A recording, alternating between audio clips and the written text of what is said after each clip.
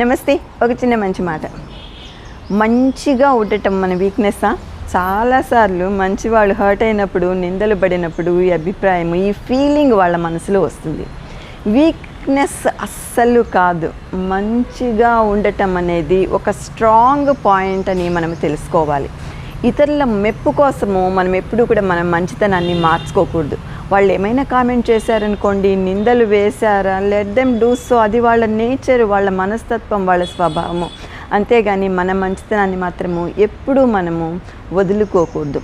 స్ట్రాంగ్గా ఉండటం అనేది, మంచిగా ఉండటం అనేది మనకి ఒక ప్లస్ పాయింట్, మనకి ఒక గర్వ కారణముగా మనము భావించాలి. ఎందుకంటే అందరూ మంచిగా ఉండలేరు. సో మనం మంచిగా ఉన్నాం అనుకోండి, మన క్యారెక్టర్కి అది అద్దం పడుతుంది. నిందలు వేసే మనస్తత్వం కలిగిన వాళ్ళు ఉన్నారనుకోండి, అది వాళ్ళ క్యారెక్టర్ని బయట పెడుతుంది.